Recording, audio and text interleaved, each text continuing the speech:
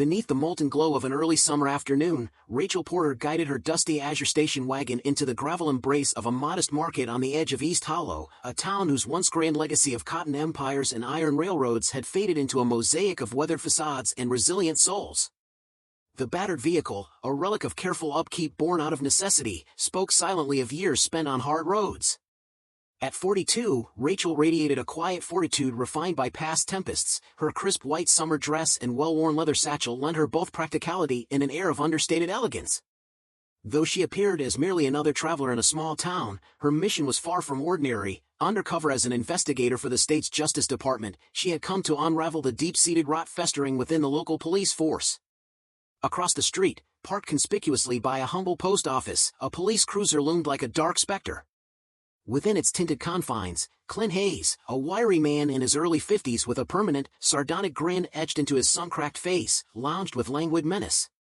His mirrored sunglasses captured the world in fragments even as his sharp eyes methodically catalogued every passerby. Beside him, Rick Morgan, a stocky figure nearly a decade younger yet hardened by the same cruel hand, seethed with restless impatience. In low, conspiratorial tones, Rick noted, "She's not one of us," as Clint's gaze fixated on the newcomer with an intensity that promised trouble. Inside Sonny's Corner Market, Rachel moved with a determined grace through narrow aisles, selecting only what was necessary, a fresh loaf, crisp apples, and a bottle of sweet tea, to maintain the illusion of an ordinary errand. At the register, the weathered shopkeeper known simply as Sonny regarded her with a cautious nod. "Ain't seen you round these parts before," he remarked in a gravelly tone, his hands slow yet steady as they danced over the till. Rachel returned a measured smile that revealed nothing more than polite curiosity. "There's a quiet charm to this town," she said softly, prompting a wry chuckle from Sonny, "charm enough if you mind your own business."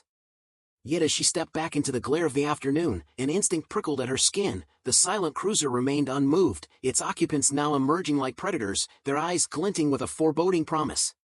Clint's approach was deliberate, his hand resting casually on a creaking leather belt as he strolled toward her. "Ma'am," he drawled, each syllable thick with languor and menace, "care to share where you're headed?" Rachel met his inquiry with a steady gaze and replied simply, "Home." But before she could let the words settle, Rick circled in with a tone edged in accusation, "Funny thing, your wagon fits the description of that vehicle in last night's robbery. Care to explain?" The air snapped taut as Clint's smirk broadened. "Then I suppose you'll come down to the station and clear this up," he declared. In a swift, predatory motion, Rick seized her arm, twisting it behind her with practiced precision, and snapped cold handcuffs onto her wrists. Groceries toppled in the sudden commotion, apples scattering like lost hopes over the gravel, while bystanders froze in a tableau of uneasy silence. The ride to the station was a quiet descent into a familiar kind of despair. Inside the cruiser, with the confines pressed close around her, Rachel's eyes wandered over the passing landscape, a tapestry of boarded-up churches and empty lots where once lively diners had stood.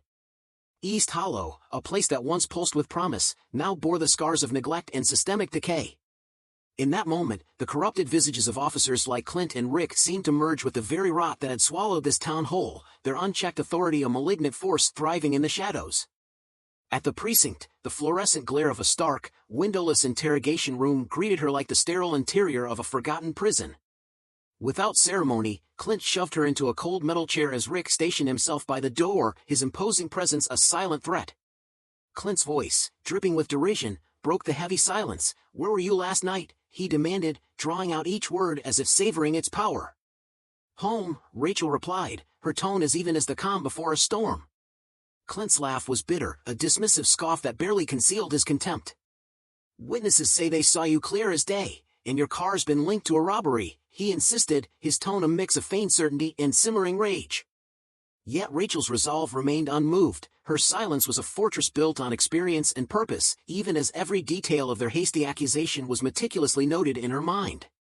In a final act of theatrical provocation, Clint produced a flimsy evidence bag and tossed onto the table a battered, scuffed leather wallet. "This belongs to you, doesn't it?" he mocked, his words heavy with insinuation. Rachel's eyes flickered to the bag and back to his face. "I've never seen that wallet in my life," she stated, her voice cool and unyielding. Rick's tone sharpened with barely contained fury as he pressed, "Don't lie to us, we have witnesses and evidence." The interrogation turned into a grim ballet of threats and denials, yet Rachel maintained a measured silence, declaring only that she would speak no further until her attorney was present. Clint's dismissive snort cut through the tension. "We're not waiting on your fancy lawyer. This is East Hollow. Here, we do things our way," he asserted with a chilling finality. In a quiet corner of the station, far from the oppressive glare of the interrogation room, rookie officer Emma Whitaker pored over stacks of paperwork. At 27, fresh from a bustling precinct in a major city, Emma had arrived in East Hollow with dreams of reform and justice. Instead, she found a town steeped in unspoken rules and covert abuses, a place where whispers of racial targeting by officers like Clint and Rick had long circulated among the ranks. As she examined Rachel's file, a thin, rushed dossier missing the meticulous details of standard procedure, Emma's gut churned with the certainty that something was gravely amiss. The atmosphere in the interrogation room grew ever more suffocating, the sparse furnishings echoing the weight of fabricated lies. Clint's voice dropped to a menacing murmur. "You think you're clever, don't you? Sitting there, quiet like you're better than us." His words dripped with contempt as he sought to unnerve her. Rachel's calm defiance was a silent retort, her eyes betraying nothing as the tension coiled tighter. Suddenly, the door creaked open, and Emma stepped inside with a folder clutched in her determined grasp. "I believe there's something you need to review," she said, her tone firm and resolute despite her youth. Clint snatched the folder, his impatient eyes scanning its contents until the smug veneer on his face gave way to a scowl. Rick leaned in, frowning as he absorbed the evidence, a preliminary background check on Rachel that unraveled the very assumptions the officers had built their case upon. "Who are you, really?" Clint demanded, his voice now edged with uncertainty. Rachel met his gaze with a half-smile that promised secrets yet to be revealed. "You'll find out soon enough," she replied, her words hanging in the air like a dark omen. As dawn broke anew, the narrative shifted to the modest courthouse of East Hollow, where sunlight streamed through high windows, casting long, dramatic shadows over time-worn wooden benches.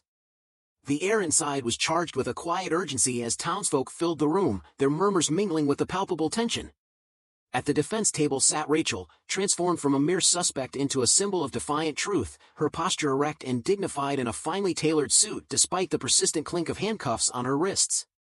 Meanwhile, reporters jostled near the back, their cameras flashing in brief staccato bursts, and at the prosecution's table, Clint and Rick lounged with smug assurance, their whispered exchanges a stark counterpoint to the gravity of the proceedings.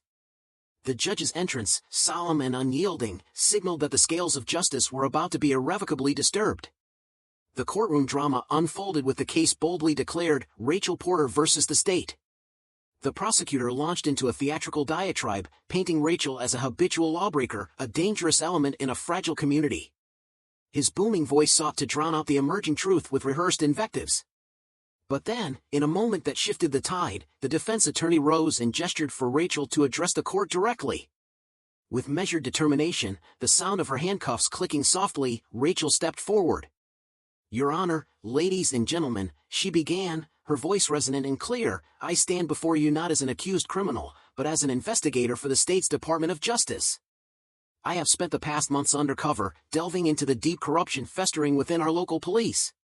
My arrest was not the chaos of a violent encounter, it was the inevitable clash with a system that exploits the vulnerable." As she spoke, a hush fell over the courtroom, each word a blow against the edifice of injustice built by Clint and Rick. The turning point came when Emma Whitaker was called to the stand. With a steady yet impassioned voice, the young officer recounted her investigation, a pattern of falsified reports, missing evidence, and overt racial targeting that had become all too common under the heavy hand of local law enforcement. Her testimony, bolstered by emails, records, and witness accounts, painted an incontrovertible portrait of systematic abuse.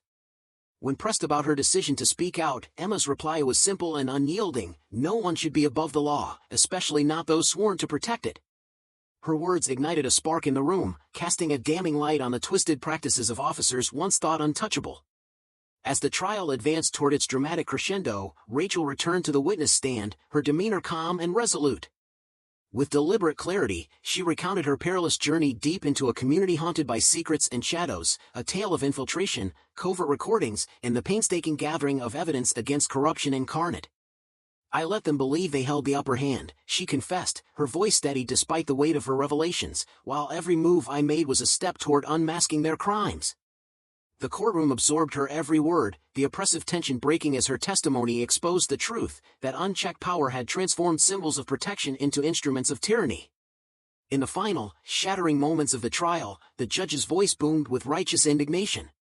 "Officers Clint Hayes and Rick Morgan, you are hereby taken into custody pending a full investigation into your actions.